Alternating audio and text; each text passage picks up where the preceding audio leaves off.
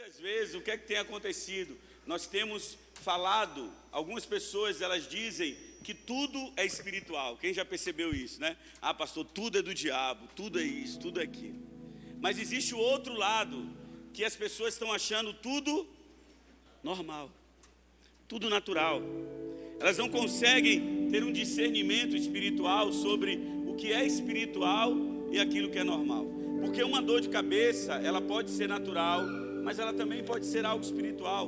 Eu não sei se já aconteceu com você, mas já aconteceu comigo, de eu entrar no ambiente, de eu entrar no lugar, e logo depois que eu entrar naquele lugar, eu começar a sentir dor de cabeça. Já aconteceu com você em algum momento isso? Comigo já aconteceu. Por quê? Porque o ambiente fala. O ambiente, ele fala. Existe um mundo que é um mundo acima desse mundo natural que nós vivemos. E muitas vezes nós não temos entendido isso. O apóstolo Paulo, ele vai dizer que a nossa luta, ela não é contra a carne nem contra o sangue, mas ela é contra principados, potestades e governadores da maldade nas regiões celestiais. Então, a nossa luta, ela acontece não só aqui na carne, não só aqui no nosso dia a dia, mas a nossa luta também, acontece no mundo espiritual. A prova disso que uma das armas mais poderosas que Jesus, ele sempre usou no seu ministério foi a oração. E o que é a oração? A oração nada mais é do que você se conectar com o mundo espiritual. Você se conectar com Deus, você falar com Deus. Ele usou o jejum também, que é um período de consagração a Deus mais profundo. Então, o próprio Jesus, ele utilizou-se de armas espirituais para começar a lutar no mundo espiritual. Você entende o que eu estou dizendo? Então, às vezes as coisas da nossa vida é natural, mas às vezes não é natural. Eu tenho visto pessoas que têm tratado coisas que são espirituais de uma forma natural, e eu tenho tratado coisas que são naturais de uma forma espiritual. Por isso que a Bíblia, ela fala que nós precisamos ter discernimento espiritual. Discernimento para entendermos, fazermos uma boa leitura daquilo que está acontecendo à nossa volta, na nossa família, na nossa casa, no meio das pessoas que nós estamos. Você acredita, irmão, que existem pessoas, que às vezes ela está sobre uma forte influência do mundo espiritual maligno sobre a vida dela, e por isso que ela acaba fazendo algumas coisas, por isso que ela é influenciada para fazer algumas coisas. Então nós precisamos fazer essa leitura. Para quê? Para que nós venhamos orar de uma forma assertiva, para que a nossa oração venha a ser de uma forma assertiva. Jesus, em vários momentos na palavra de Deus, ele expulsava os demônios das pessoas, e a Bíblia fala que depois daquilo as pessoas ficavam curadas. As pessoas eram curadas. Então entenda, existem batalhas na nossa vida que elas vão ser batalhadas no mundo carnal, mas existem batalhas que nós precisamos ir para o mundo espiritual, que nós precisamos ir para as regiões celestiais e lutar. Amém? A palavra de Deus diz que as nossas armas, elas não são carnais, mas elas são espirituais e poderosas em Deus. Amém? Então eu tenho armas espirituais na minha vida, você tem armas espirituais na sua vida, e a prova disso é que o Senhor, ele nos deu dons espirituais. Não é isso que a palavra de Deus diz? E a palavra de Deus ainda nos diz lá em 1 Coríntios 12:31, que nós devemos buscar com zelo os melhores dons, que nós temos que nos dedicar a Ele. Por quê? Para que nós venhamos estar preparados espiritualmente, para que nós venhamos estar prontos espiritualmente. A Bíblia fala sobre vários dons, fala sobre o dom de cura, fala sobre a palavra profética, a palavra de conhecimento. A Bíblia vai falar sobre, o dom da fé. A Bíblia vai falar sobre o dom de línguas, de interpretação de línguas, o dom de socorro. Ela vai falar de vários dons que são usados, mas são usados no mundo espiritual. Eles são manifestados no mundo físico, mas eles são dons espirituais. Então nós não podemos ficar, irmão, desapercebidos do mundo espiritual da nossa vida. Nós não podemos achar que é natural, a frieza espiritual. Quantos cristãos estão vivendo de uma forma fria espiritualmente, longe de Deus, não conseguem orar, não conseguem mais ler a palavra, não conseguem mais ter comunhão com Deus, não conseguem mais se relacionar com Deus, até o cansaço na nossa vida. Você sabia disso, irmão? Até o cansaço Muitas vezes ele é espiritual, e a prova disso é que em Isaías capítulo 40, versículo 31, o Senhor diz: os que confiam no Senhor renovarão as suas forças, eles caminharão e não se cansarão, eles correrão e não se fatigarão. Porque ele está falando sobre um cansaço espiritual na vida das pessoas. Sabe aquele cansaço que chega no domingo de noite e a gente diz assim: vou ficar em casa, não vou celebrar. Às vezes um cansaço que as pessoas chegam no louvor da igreja, irmão, e às vezes a gente não consegue nem entregar tudo para Deus, sabe? Um cansaço, eu não sei se você já se sentiu assim, mas por vezes eu já me senti assim na minha vida, um cansaço assim, irmão. E eu ia para o mundo espiritual para batalhar. E aí às vezes quando a gente entra na presença de Deus, e a gente batalha, a gente vence, a gente sai dali renovado para o louvor da glória de Deus. Amém? O que isso indica? Isso indica que eu e você temos uma nova vida. Viver o sobrenatural é viver a nova vida de Deus. A nova vida de Deus para a gente, a nova vida de Deus para a nossa família, para a nossa casa. Olha o que diz a palavra de Deus. Filipenses capítulo 3, versículo 20. Diz assim a palavra de Deus: a nossa cidadania, porém, está nos céus. Alguém pode dar um glória a Deus por isso? De onde esperamos ansiosamente um Salvador. Não é qualquer Salvador. Nós esperamos uma pessoa, o Senhor Jesus. Amém? Se é para ter ansiedade, tem ansiedade pela volta dele.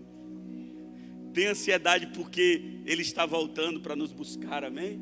Aleluia. Paulo escreveu a carta aos Filipenses, fazendo uma declaração que fazia todo sentido dentro do contexto ali romano. Sabe, de quem recebeu aquela carta? Sabe, lá na cidade de Filipos era uma colônia de Roma. Sabe, como descrito em Lucas.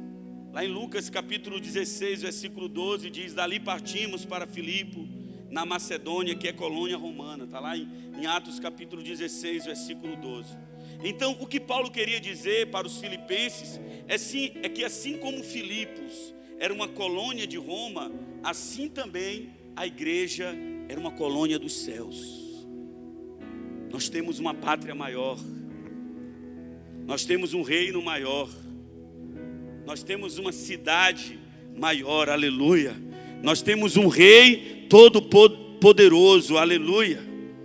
Nós temos um rei, aleluia, e ele voltará, aleluia. O Senhor voltará, ele vem nos buscar e ele vem para reinar, sabe, em glória e em poder, aleluia, aleluia. Preste atenção, irmão, porque a forma como nós vivemos na terra, ela vai revelar o que vamos receber plenamente nos céus. E muita gente tem vivido na terra de uma forma, irmão, que ele não tem vivido como uma nova criatura. Por quê? Porque às vezes ele não recebeu o novo nascimento. E nós precisamos receber o novo nascimento na nossa vida. Nós precisamos receber, sabe, o novo nascimento no nosso coração. Presta atenção nisso, irmão. Muitas vezes nós colocamos o padrão do céu como o padrão da terra. Não. O nosso padrão, irmão, é o do céu, amém? A nossa medida, ela é mais elevada, aleluia. A nossa vida, ela precisa ser uma vida nova em Deus. Não é porque todo mundo faz que eu devo fazer. Não é porque todo mundo anda desse jeito que eu devo andar. Não é porque está na moda no TikTok que eu devo fazer. Não é porque está na moda no Instagram que eu vou entrar naquilo, não. Eu sou uma nova criatura em Cristo Jesus. Mas muitas vezes nós não queremos, irmãos, sermos nova criatura. Nós queremos colocar o vinho novo de Deus em odres velhos. Nós queremos andar da forma que nós desejamos, do jeito que nós pensamos. Sabe, olha o que diz antes. Filipenses capítulo 3, versículo 17. Paulo, antes de afirmar que somos cidadãos dos céus, ele disse isso. Olha o que disse: irmãos, sigam unidos o meu exemplo e observe os que vivem de acordo com o padrão que é apresentado a... Repita comigo: há um padrão no céu.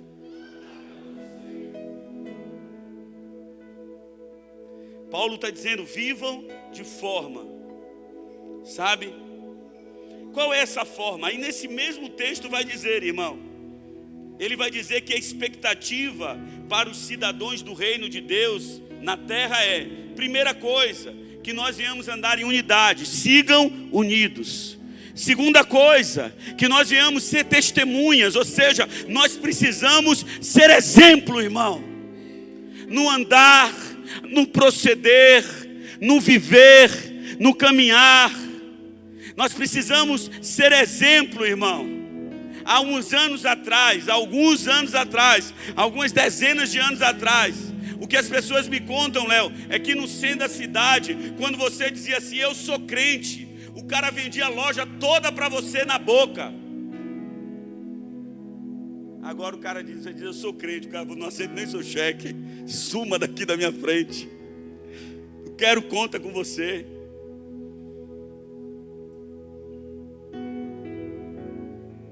Por quê, irmão?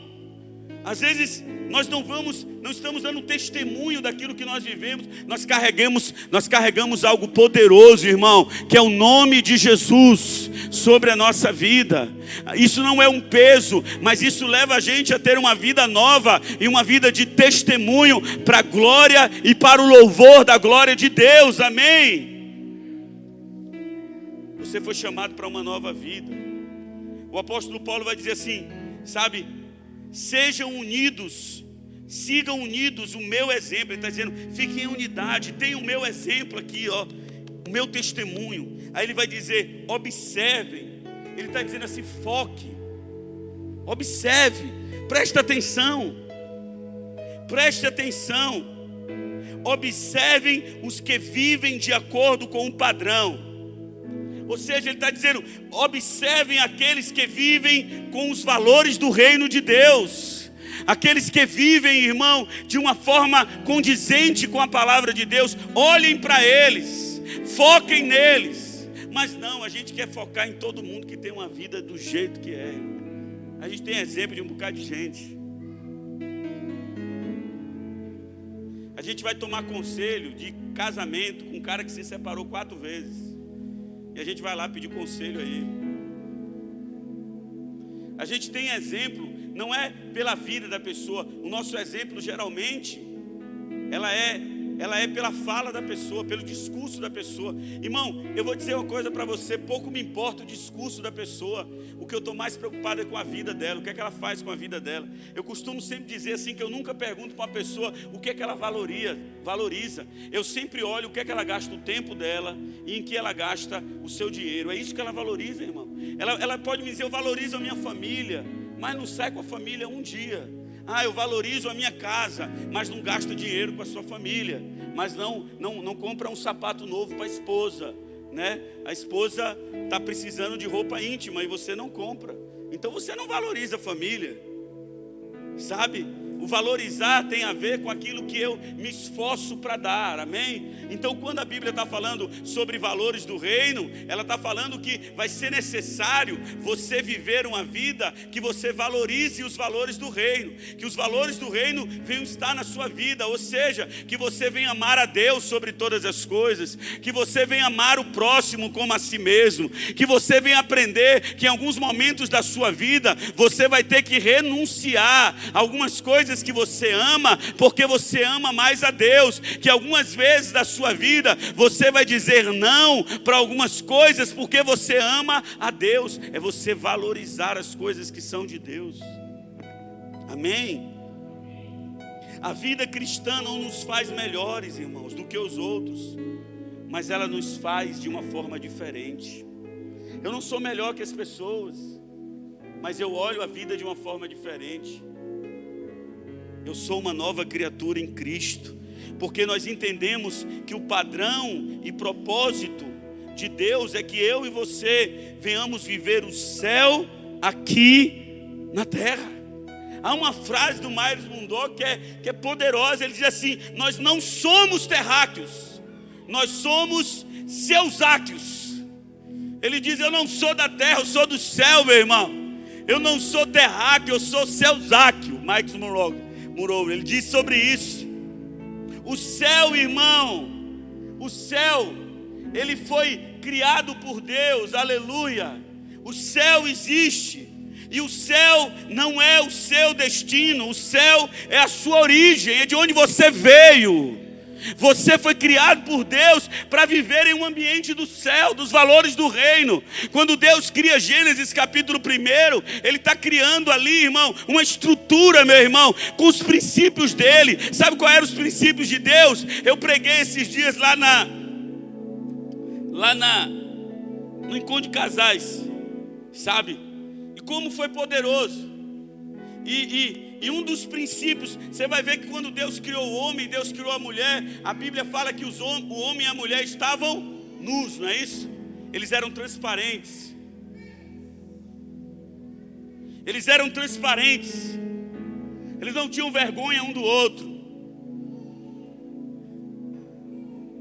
Por quê? Porque o relacionamento com Deus tem que ser transparente. O relacionamento com Deus não tem que ser de esconder pecado. Deus não tem problema com o nosso pecado, irmão. Deus já perdoou o nosso pecado. Agora Deus tem problema com a nossa não confissão. Deus tem problema com quando nós queremos nos esconder atrás da árvore. Deus tem problema quando a gente sabe que é esconder dele aquilo que nós estamos vivendo. Por isso que Deus, ele perguntou para Adão: Adão, aonde você está? Adão, ele disse: eu estou aqui debaixo de uma árvore, eu me escondi. E quantas pessoas estão se escondendo de Deus? Aí Deus pergunta: por que você se escondeu? Ele falou: eu me escondi porque eu estava nu. E Deus falou: quem disse para você?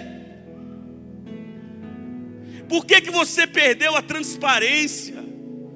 Por que você perdeu o relacionamento? Por que você perdeu esse valor, que é um valor tão poderoso do reino de Deus, irmão? Eu vou te falar uma coisa aqui nessa noite, irmão. Você pode orar em línguas, você pode gritar, você pode rodar, você pode, irmão, ter dons maravilhosos, mas nada disso chama a atenção do coração de Deus. O que chama a atenção do coração de Deus é um coração humilde, é um coração inclinado para as coisas dele, que tem os valores deles no reino de Deus. Sabe por quê? Porque a Bíblia fala muito claramente, irmão, que muitas pessoas chegarão nos últimos dias para o Senhor e dizer: Senhor, nós profetizamos no teu nome, nós falamos em línguas no teu nome, nós ressuscitamos os mortos no teu nome, nós oramos sobre as pessoas e elas ficaram curadas, nós fizemos isso, nós fizemos aquilo. As pessoas vão dizer: nós trabalhamos para o Senhor. Jesus olha para ele e fala: eu não conheço vocês, porque vocês trabalharam, mas vocês não foram transparentes.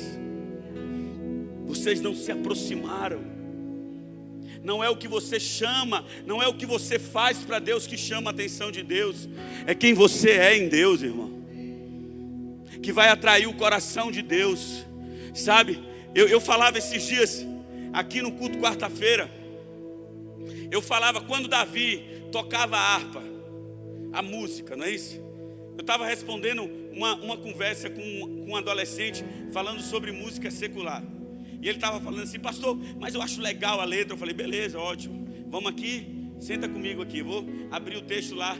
E aí eu peguei o texto de Davi. Quem conhece esse texto de Davi? Ele tocava a harpa lá e o demônio saía de Saul, não era isso? A Bíblia fala que Davi tocava a harpa e o demônio saía de quem?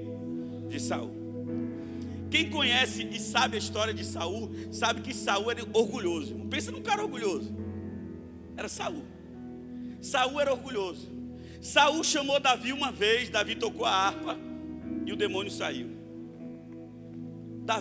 Saul, irmão, nunca mais ia chamar Davi.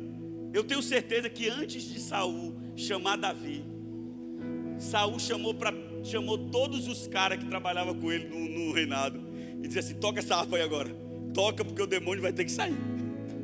E ele tocava e o demônio não saía. Porque o demônio não saía, não é por causa da harpa, não é por causa da música, mas era por causa de quem tocava. Tinha a ver com a vida de Davi, não tinha a ver com a música. Irmão, você pode cantar Atirei o pau no gato, mas o gato não morreu, Dona Chicacá admirou Cecê, do berro que o gato deu. Pensei que ninguém ia falar minha aula, irmão. Você pode tocar, você pode cantar, atirei o pau no gato, sentindo a presença de Deus, porque você tem a presença de Deus. Como você pode cantar, a porta aberta é você, mas a fechada é você, sem sentir nada, porque tem a ver com quem está cantando. E a gente às vezes valoriza a letra da música. Não, a gente precisa valorizar quem está cantando. Você é um adorador? Então a música no seu lábio é uma adoração ao Senhor, amém? Porque muitas vezes a gente está mais preocupado com a letra da música. Eu falava para esse adolescente, falei, não tem a letra da música, mas quem que está cantando essa música? Você já viu quem que canta? Já viu a vida dela como é? A vida dele como é? Como é que acontece isso? E você está ouvindo isso na sua vida, por quê, irmão? Porque nós somos, irmãos, cidadãos dos céus, aleluia! E nós precisamos nos alimentar de coisas que são dos céus. Efésios capítulo 2, versículo 19, diz assim: portanto, vocês não são mais estrangeiros nem forasteiros, mas vocês são concidadãos dos santos e membros da família de Deus, aleluia! Eu sou membro da família de Deus. Como isso é poderoso. Nós não estamos a passeio, nós estamos em guerra, meu irmão. A nossa luta é numa perspectiva, sabe, não é em uma perspectiva humana, mas a nossa luta é em uma perspectiva espiritual, irmão. Jesus, ele diz em João, capítulo 18, versículo 36, ele vai dizer, o meu reino não é deste mundo. Se fosse, os meus servos lutariam para impedir que os judeus me prendessem, mas agora o meu reino não é daqui. Por que o reino ele não estava instalado ainda? Porque ele não tinha morrido e ele não tinha ainda, aleluia, ressuscitado. Porque quando ele vai para o Pai, ele envia agora o Espírito Santo. E o Espírito Santo dentro de mim, o reino está dentro de mim, irmão. Ele está comigo, aleluia. Eu vivo o reino de Deus. Eu posso caminhar sobre a face da terra, mas eu tenho os princípios do reino de Deus. Os princípios do reino de Deus. Não é porque todo mundo faz que eu tenho que fazer, irmão. O livro de 2 Coríntios, capítulo 5, versículo 17, um texto que todo mundo conhece, diz assim: portanto, se alguém está em Cristo, é uma nova criatura, as coisas antigas se passaram, e tudo se fez novo, tudo se fez novo, tudo. Jesus, quando esteve no mundo, ele disse, enquanto eu estou no mundo, eu sou a luz do mundo. João capítulo 9, versículo 5. Mas então, quando ele foi tirado do mundo, ele vai dizer assim, mas vocês são a luz do mundo. E não se pode esconder uma cidade constituída sobre um monte. Agora nós somos a luz do mundo. Nós somos os representantes de Deus sobre a face da terra. Todo lugar, irmão. Se você entra no órgão do governo, você é o representante de Deus na terra. Se você está dentro da UFES, você é um representante de Deus dentro da UFES. Se você está em alguma faculdade, se você está em alguma escola, você é um representante de Deus naquele lugar que você está. Você faz parte da família de Deus. Eu fiz 5 anos da minha vida na Universidade Estadual aqui de Feira. Estudei 5 anos lá na UFES. E o que eu mais... Naquele lugar eu descobri muitas coisas sobre o que Deus tinha para fazer na minha vida. Foi a época que eu mais cresci espiritualmente. Quando muitas pessoas dizem que a universidade desvia as pessoas, na minha vida, ela me aproximou muito mais de Deus. Por quê? Porque eu entendi que eu fazia parte da família de Deus. E eu lembro, irmão, que dentro da universidade, a gente ia fazer as coisas lá na universidade, era interessante. As pessoas diziam assim: ah, pastor, eu não era pastor na época. Ele falava: ah, Neto, não coloca o nome culto não. Eu falei: vou colocar culto mesmo. Não, mas não pode botar o nome culto. Eu falei: por que não pode? Ah, porque ninguém viu. Eu falei: vem. Nós começamos a reunir na universidade, irmão. Nós reunimos na universidade, na UFES, cerca de 400 pessoas, dentro de um anfiteatro, louvando Jesus, engrandecendo o nome de Jesus. A gente vai para as escolas aí toda semana a gente está na escola, irmão. Toda semana. A diretora chega para mim e fala assim: mas o senhor vai vir fazer o que aqui? Eu falei: eu vou vir falar de Jesus. Ela olha assim para mim: é mesmo? Eu falei: é. E eu faço apelo no final, viu? Para quem quer aceitar Jesus.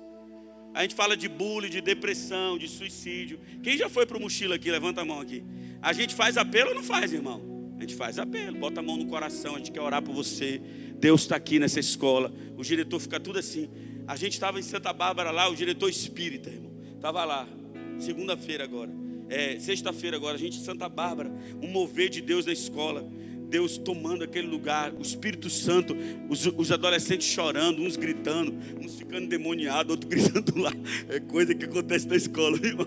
Acontece de um lado do outro, gritando, pau.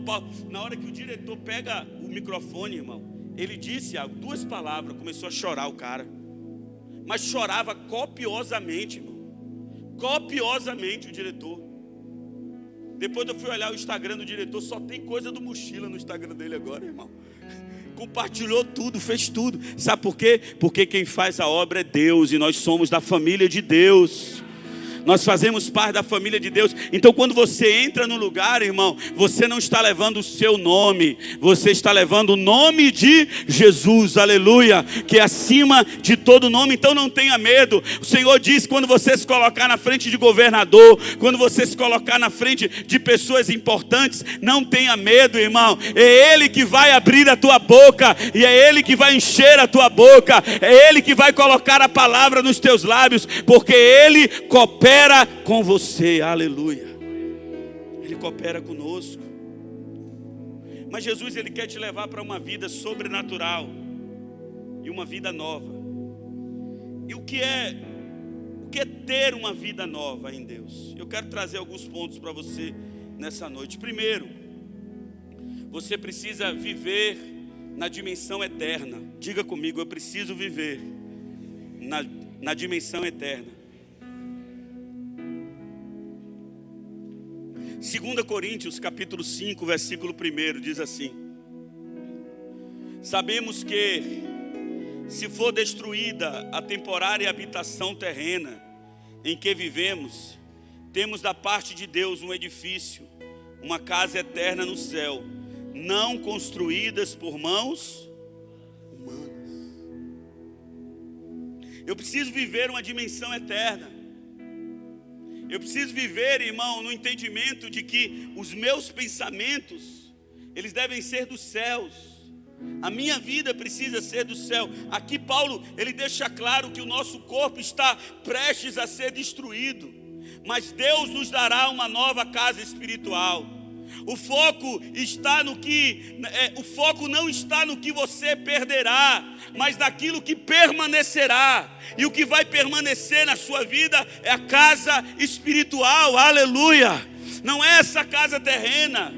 Essa casa não é sobre o lugar que Cristo está preparando para nós, para o nosso corpo glorificado que nós recebemos. Essa casa, irmão, é a vida de Deus em nós, o que nós viveremos com o Senhor. O Senhor, Ele diz: eu vou para o Pai, mas eu vos prepararei lugar. Jesus está preparando casas para mim e para você. E às vezes você está brigando aqui por coisas terrenas, coisas que você não tem, coisas que você, sabe, não adquiriu, vivendo uma vida de comparação, uma vida, sabe, querido, às vezes sendo julgado pelos outros ou julgando os outros. E Deus está dizendo para você: você tem uma casa eterna no céu.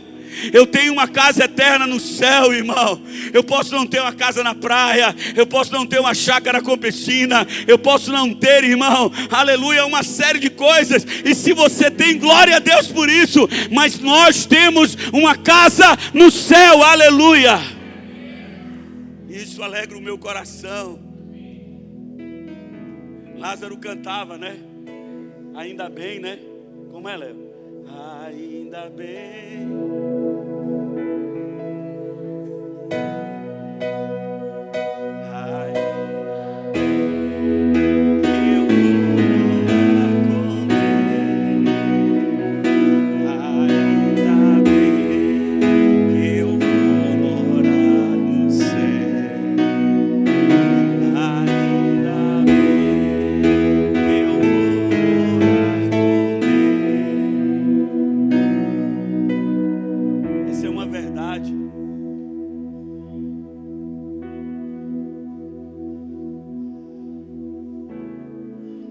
Que ninguém pode roubar de você. Nós vamos para uma casa celestial. Quando os seus olhos estão focados na eternidade, você não fica apegado às coisas terrenas. Você sabe que você está aqui na terra de passagem, irmão. A sua eternidade, sabe, não será apenas uma experiência futura, mas em Cristo ela pode se tornar uma realidade hoje. Os seus valores, o seu coração, a sua vida. E quantas vezes você perdeu isso? Sabe, a alegria de estar no céu, irmão. A alegria de estar no céu. Não é a alegria de ter uma igreja cheia. Não é uma alegria, irmão, sabe, de ter dinheiro no banco. Não é uma alegria, mas uma alegria de você morar com Deus. Aleluia. Os discípulos, eles foram enviados por Jesus para pregar o evangelho. Vão, anuncie, de 2 em 2, eles foram. A Bíblia fala que eles pregaram o evangelho. A Bíblia fala que eles curaram os enfermos, que eles expulsaram os demônios, que eles ressuscitaram os mortos. Eles fizeram coisas extraordinárias. E eles voltaram para Jesus correndo, dizendo: Senhor, aconteceu tudo o que o Senhor falou que ia acontecer. Nós expulsamos demônios, nós curamos enfermos, nós ressuscitamos os mortos. Jesus olhou. Sabe por que Jesus olhou para ele? Não é que aquilo não deveria alegrar o coração dos discípulos, mas Jesus percebeu que a alegria estava no resultado. A sua alegria não pode estar no resultado. A sua alegria tem que estar na sua casa. Não é no resultado que você vai ter. Jesus olha para ele e diz assim: não se alegrem por causa disso. Mas ele disse: antes, alegrai-vos, porque o vosso nome está escrito no livro da vida. Porque o vosso nome está escrito no livro da vida. Você se alegra quando você tem um carro novo, amém. Mas se alegre mais, porque o seu nome está escrito no livro da vida. Se alegre, você se alegra quando você prega em um lugar e pessoas, sabe, são curadas. Glória a Deus por isso. Mas se alegre mais, porque o seu nome está escrito no livro da vida. Aleluia. O meu nome está escrito no livro da vida, e essa é a minha alegria, irmão. E essa alegria ninguém rouba daquele que serve a Jesus. Ao cristão verdadeiro ninguém rouba essa alegria, pastora Cristina. Ninguém consegue roubar essa alegria. Ninguém. Por isso que tem irmãos que estão dando a vida aí, morrendo e cantando a música: eu estou seguindo a Jesus Cristo, desse caminho eu não largo mais. Por quê? Porque eles sabem que a coroa deles é eterna. Aleluia. A coroa dela é celestial. A vida dele não está pautada apenas aqui nesse mundo. Esse mundo é muito rápido, meu irmão. Mas a alegria dele é porque o nome dele está escrito no livro da vida. Aleluia.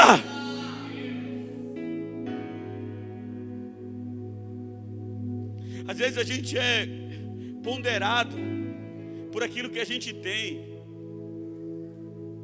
Você sabia disso? Às vezes a gente é ponderado por aquilo que Deus usa a gente. Às vezes as pessoas nos julgam por isso. Eu já fui em lugares, irmãos, que eu cheguei num lugar assim, e a pessoa falou assim, eu fui falar com a pessoa, eu falei, não, vou ali falar com o apóstolo fulano de tal ali. Aí o cara falou, rapaz, não vai lá falar com ele não. Eu falei, por que não? Ah, porque ele é o apóstolo. Eu falei, rapaz, ele é meu irmão. Que onda é essa de apóstolo, irmão? O cara é meu irmão, irmão. Ou ele é meu irmão, ou ele não vai para o céu. Ou você é meu irmão, ou você não vai para o céu. Porque quem vai subir para o céu é a família de Deus, irmão. É a família de Deus. E no céu não tem cargo não, irmão, viu? No céu não tem apóstolo, no céu não tem pastor, no céu não tem missionário. No céu, o único cargo que tem no céu, sabe qual é? Servo bom e fiel. Porque foste fiel no pouco, Deus vai te colocar sobre o muito. Aleluia. É o único cargo que tem no céu. Então pastor tem que ser servo bom e fiel. Apóstolo tem que ser bom e fiel. Se não for bom e fiel, irmão, vai dar bleblade lá em cima, viu? Vai dar problema. Na hora que chegar na cena, vai falar, cadê fulano de tal que não está aqui? Não era para estar e não está. Mas nós temos uma casa celestial. Você pode dar um glória a Deus? Aleluia. Em Cristo você está assentado nas regiões celestiais. Eu queria te convidar agora a você fechar os seus olhos aí agora onde você está.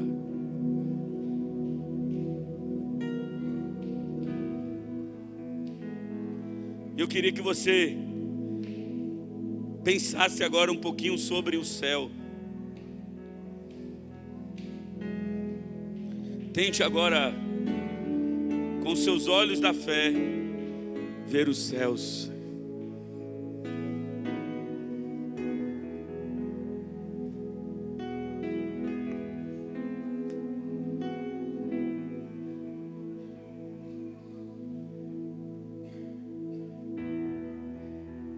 Comece a pensar agora sobre isso. Comece a ver agora as ruas de ouro. Os seus pés vão pisar naquilo que os homens tanto almejam.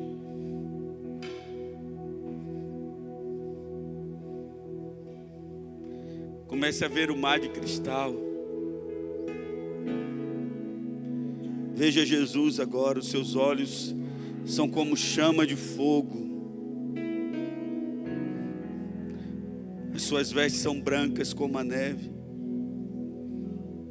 Os seus pés estão, aleluia, reluzentes como latão.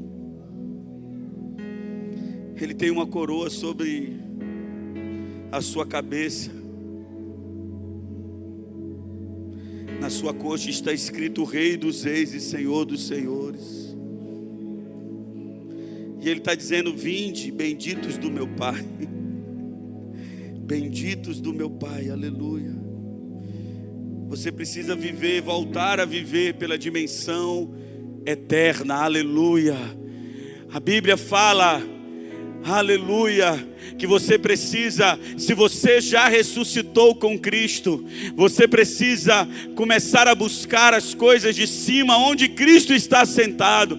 Você precisa pensar nas coisas do alto. A sua mente está vivendo aqui na terra, irmão. Eu não estou te falando que você não vai andar aqui na terra, que você não vai ter problemas para resolver, mas eu estou te falando que você precisa parar um tempo e começar a dizer, eu estou aqui, mas eu não sou daqui, aleluia. Eu voltarei para a minha origem, eu voltarei. Eu estou nesse ambiente de pecado, mas o meu rei voltará, e ele vai instituir o reino dele aqui nesse lugar, onde não haverá pecado, aonde não haverá morte, aonde não haverá rancor, aonde não haverá destruição, aonde não haverá comparação, aonde não haverá ansiedade, depressão. Todo mal será tirado da terra, e nós seremos filhos e filhas amadas dele.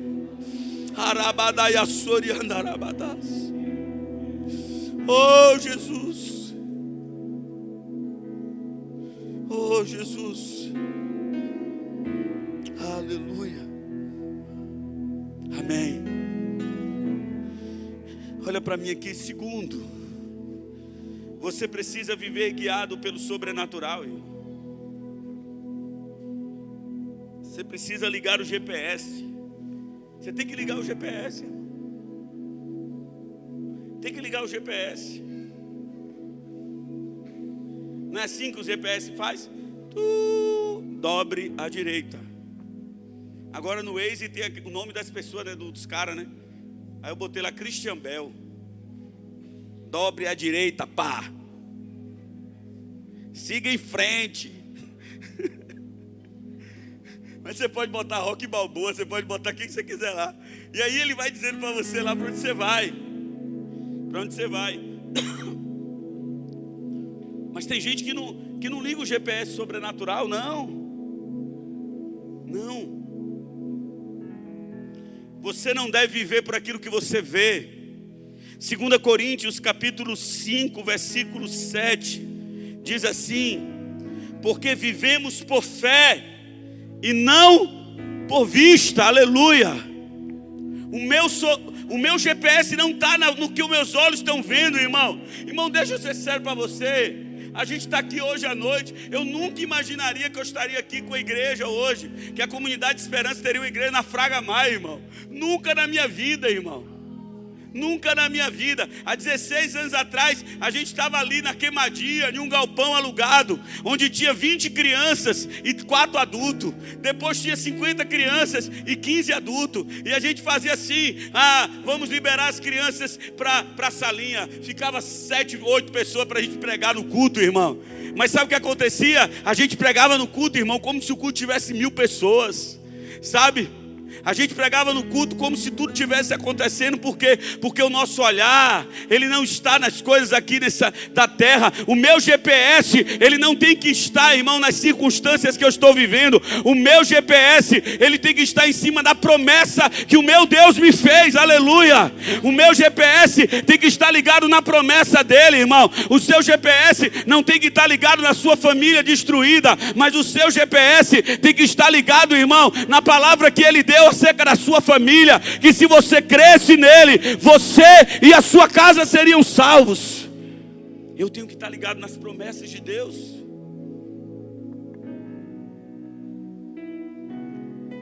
Uma vez um irmão chegou para mim e falou assim: pastor, está dando tudo errado. Aqui está bom no ar-condicionado, ali está quente, viu? Vocês que estão no calor aí deviam vir para cá depois. O irmão chegou para mim e falou: pastor, está dando tudo errado para mim. Falou assim: está dando tudo errado. Porta de emprego se fechou, a miséria está acontecendo, está isso, está aquilo, está aquilo. Eu falei: pronto. Aí eu deixei ele falar, ele falou, irmão, ele falou tudo que ele estava vivendo de mal. Eu falei: você está no lugar perfeito. Ele falou: o senhor está dizendo que essa miséria toda da minha vida é boa?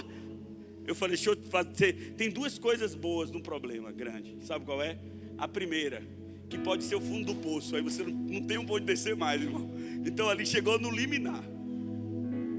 E a segunda coisa, irmão, é que agora, se você chegou no fundo do poço, você só pode fazer o quê? Subir. Eu falei: não vai ficar pior do que está, porque você está dizendo para mim que você está no fundo do poço, que está tudo dando errado na sua vida, não é isso? Mas esse fundo do poço é um ambiente perfeito para que o sobrenatural de Deus venha acontecer na nossa vida. Aleluia. É no momento que tudo está dando errado, que Deus pode revelar a sua graça e o seu poder em nosso favor. Aleluia. É no momento que o gigante se levanta. Por quê? Porque o fundo do poço, irmão, o problema grande, na verdade, pode ser um grande problema, mas ele também pode ser um trampolim para aquilo que Deus está querendo realizar na sua vida. Sabe, pode ser um trampolim para aquilo que o Senhor vai fazer. O gigante na vida de Davi era o trampolim para ele chegar até o palácio, até para ele chegar a ser rei. Sabe, a fornalha de fogo na vida de Sadraque, Mesaque e Abednego foi um trampolim para que o nome do Senhor fosse glorificado. Então aquilo que você chama de problema é um ambiente perfeito para que o milagre seja estabelecido. Mas o que você precisa fazer hoje é ligar o GPS.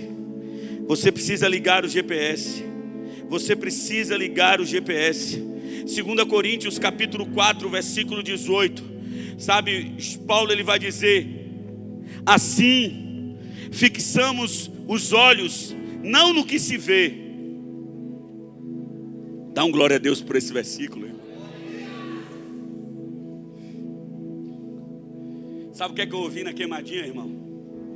Eu ouvi de pastor dessa cidade assim, que é meu amigo: não vai dar certo, você é doido, você está indo para um bairro que ninguém quer nada. E a gente chega ali, né, Itamar? Pastor Itamar, no sábado agora, foi sábado? Ontem, não foi? O ensaio geral. E a gente vê 150, 120 crianças, irmão, pequenininha, tudo igual a bailarina, gritando dentro da igreja, fazendo uma zoada. uma zoada, dá vontade de filmar assim, dizer assim, ó, para quem disse que não ia dar certo, fala para ele que Deus fez dar certo, Deus cooperou e Deus fez dar certo.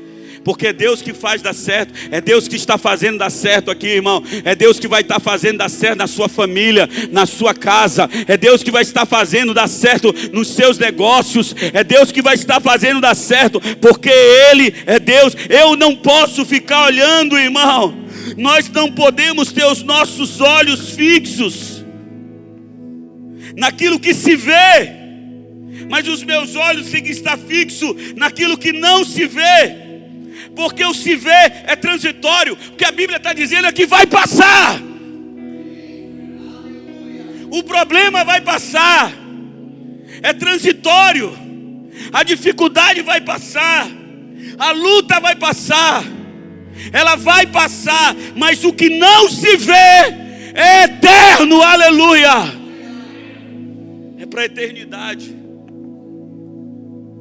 A nossa atenção deve estar, sabe, em uma palavra que diz assim, aionos, que significa, que é essa palavra, aquilo que não se vê. Aionos, que é aquilo que não tem começo e nem fim. É eterno. Aquilo que não tem começo e nem fim. É eterno. É eterno. As pessoas podem tirar de você as coisas que têm começo e fim, mas elas não podem tirar de você aquilo que é eterno. Aquilo que é eterno. Sabe? Liga o GPS hoje, amém? Liga o GPS. Terceiro, não vai dar tempo de eu terminar, mas terceiro, não dá tempo de terminar direto, irmão. Eu vou fazer só depois, só os que eu não terminei, tá bom? Outro dia. Mas eu vou ficar só nessa terceira aqui. Você precisa entender que você tem uma missão em Deus. Levante sua mão e diga: eu tenho uma missão. Todo mundo tem uma missão. Yuri, vem cá, Yuri. Você tem quantos anos, Yuri? Quantos? Com essa cara de 30? 27, tá novinho, né? Yuri tá novinho. Tá novinho, né? Vem aqui, Sara, fica aqui do lado de Yuri. Sara tá ali com medo de eu perguntar a idade dela, irmão. Quantos anos você tem, Sara? Aonde? Perdeu pra quem? 28, que eu te conheço. 39? Não é minha idade não, perde de mim não. É 32 mesmo, né, Júlio? 37, sim, 39, tá vendo que é perto de mim, irmão? É perto de mim, 41. Tem 39, 37 e 27. Tá entendendo? Um tem 37 e outro tem 27. Sabe o que é que eles têm na vida dele em comum? Todos dois têm uma missão. Sabe qual é o grande problema da gente? É que Yuri, em vez dele viver a sua missão, ele quer viver a missão de Sara, porque ele acha bonito a missão de Sara. Eu olho para o pessoal do louvor aqui, eu acho bonito, os irmãos cantando. Queria eu saber cantar. Deus sabe, irmão. Deus não me deu essa graça. Eu sou desafinado. Minha filha fala mal de mim quando eu canto. Ela chega em casa e fala: meu pai, por favor, não passa vergonha. Eu falo: filha, é unção na hora, eu vou fazer. Mas entenda, ele tem uma missão e ela também tem. Você sabia que você tem uma missão? Todo mundo tem uma missão. Agora, o grande problema da gente é a gente não descobrir qual é a nossa missão. Às vezes nós passamos a vida toda na igreja, sentada no banco, vindo para o culto, mas a gente não sabe qual é a nossa missão. Por quê? Porque muitas vezes a gente não quer cumprir a nossa missão, a gente quer a missão do outro. Eu acho tão bonito o menino cantando. Quando alguém, eu acho tão legal um levita cantando, bonito. Eu quero ser levita. Essa é a sua missão? É o que Deus chamou para você fazer? As meninas do profético das bandeiras que dançam na igreja. Aí você fala assim, eu acho tão bonito. Você acha que é balançar a bandeira? É uma missão. Todo mundo tem uma missão. E sabe o que acontece? O que o diabo mais quer, sabe o que é? É fazer com que Uri não cumpra a missão. É fazer com que Sara não cumpra a missão. Por quê? Porque a Bíblia fala que Deus deu uns para apóstolos, outros para profetas, outros para evangelistas, outros para pastores, outros para mestres, para que haja o aperfeiçoamento dos santos. Sabe o que é que o diabo não quer? É que Uri, quem sabe Uri tem um dom de cura, mas o que o diabo quer é que Uri fique desejando o dom de palavra de conhecimento e que ele não use o dom de cura dele, porque se Uri usar o dom de cura dele, o que vai acontecer é que muitas pessoas serão curadas. A missão às vezes não é feita porque nós não sabemos qual é a nossa missão. Entenda, você nessa noite precisa descobrir. Você precisa nessa noite pedir a Deus para que Deus descortine da sua mente aquilo que Ele chamou você para ser. Porque o que mais tem dentro de uma igreja, sabe o que é? Pessoas fora do lugar. Existem excelentes pastores que estão cantando no púlpito da igreja. E existem excelentes pastores que deveriam estar, existem pastores que deveriam estar cantando e conduzindo a adoração. Mas as pessoas não entendem qual é a missão dela. Às vezes a sua missão é tão simples, sabe? Às vezes a sua missão, ela é tão poderosa, mas ela é tão simples. Às vezes a sua missão é uma missão de socorro, ajuda as pessoas. Mas nós vivemos em uma igreja hoje, aonde nós esquecemos de ser missionários. Sabe o que é missionário? Missionário não é só aquele que vai ao campo, não. Missionário é aquele que tem uma missão. Aquele que tem a missão é missionário. Não existe esse cargo na Bíblia, missionário, não, irmão. Não existe. Mas existem pessoas que têm missão. E nessa noite, Uri tem uma missão. Sara tem uma missão. Sara com 37 anos e Uri com 27 anos. E quem sabe, quanto mais cedo Uri descobrir qual é a missão dele, mais cedo o inferno vai estremecer.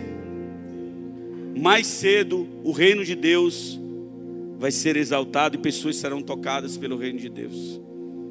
Quem sabe tem muitas pessoas que estão sentadas aqui, que não eram nem para estar aqui dentro dessa igreja hoje. Quem sabe eram para estar no campo missionário, fazendo alguma coisa. Sara está aqui. E quanto mais cedo ela descobrir para o que Deus chamou ela, mais poderoso vai ser. Você precisa entender que você tem uma missão. Uma missão. Deus nos chamou para a missão. Como é que eu vou descobrir qual é essa missão? Eu falava isso hoje na reunião lá. Vai fazendo, irmão. Vai fazendo.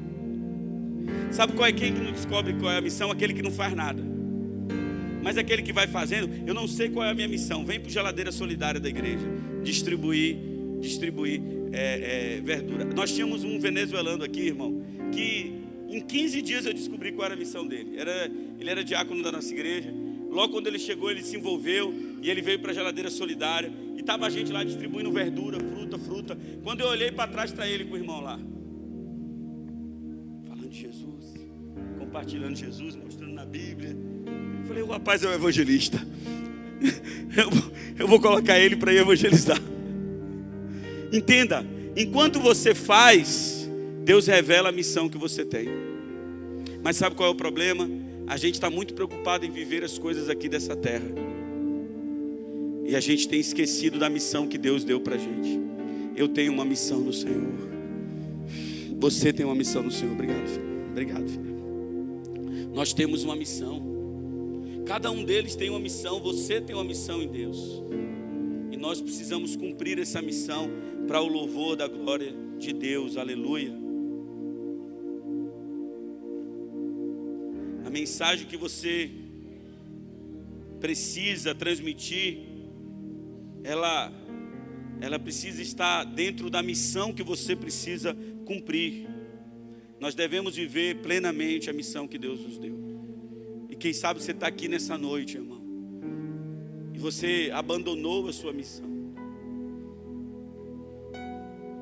Quem sabe você está aqui nessa noite e você já foi uma pessoa muito usada por Deus. Deus está dizendo para você hoje, é tempo de você voltar. O Deus que você serve é o mesmo de ontem, de hoje e de eternamente.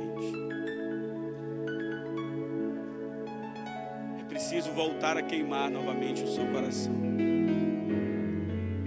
Você precisa viver para cumprir a sua missão.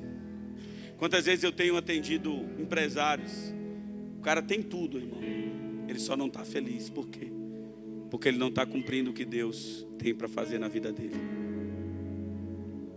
Mas quantas vezes eu já encontrei pessoas, irmão, que não tem nada, mas tem tudo, porque está cumprindo a missão que Deus deu para ela.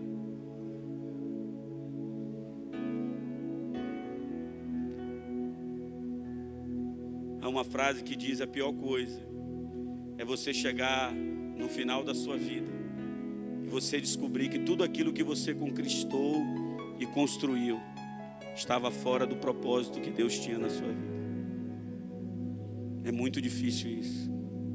Por isso nós precisamos alinhar hoje a minha vida com a minha missão, o meu chamado, aquilo que Deus tem para fazer na minha vida, e dizer sim a Deus, e dizer: eu quero, Senhor, eu desejo viver isso na minha vida.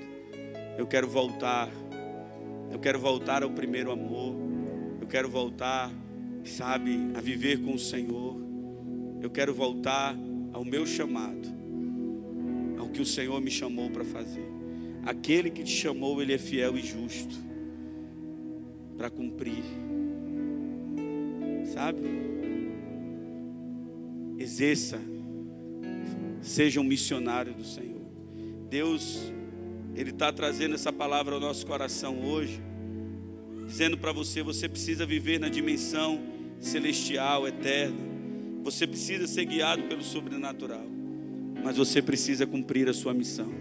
Aonde você estiver, aonde eu estiver, eu sou pastor, irmão. Aonde eu estiver, eu acho poderoso isso. Por quê? Porque às vezes a pessoa acha que só é pastor quando ela está na frente da igreja ali e tal. Não, ela é pastor onde ela estiver. Eu já fui pastor de crianças na igreja, sabia? Já tomei conta de adolescentes, já tomei conta de jovens. Fiz de tudo um pouco, irmão. E como é bom ser pastor de crianças, já percebeu nisso? O pastor Carlito Paz, ele conta uma história interessante sobre o pastor Fabiano Ribeiro, que hoje é o presidente interino da igreja da cidade de São José dos Campos. E o pastor Carlito Paz, ele diz assim, que ele pegou o pastor Fabiano Ribeiro e disse assim: você, a partir de hoje, ele era o vice-presidente da igreja, você vai ser o pastor de crianças. No mundo as pessoas vão dizer assim: me rebaixou. Me rebaixou? Não quero não. Sabe o que foi que o pastor Fabiano Ribeiro fez? Foi ser pastor de crianças. Construiu uma igreja, irmão, só de criança dentro da igreja da cidade. O cara revolucionou o ministério infantil, irmão. É o ministério hoje mais forte da igreja da cidade, é o ministério infantil. Você entra lá, irmão, tem brinquedo para tudo que é lado, pau. Ele saiu, ele não está mais. Mas ele fez ali, irmão, por quê? Porque ele era pastor. Então aonde plantasse ele, ele seria o quê? Uma bênção. Uma bênção. Essa é a nossa missão. Você precisa descobrir qual é a sua missão, irmão. Você precisa descobrir qual é o seu chamado. Você não pode passar a vida toda na cadeira da igreja, assistindo o culto, não. Você tem que ter um chamado de Deus.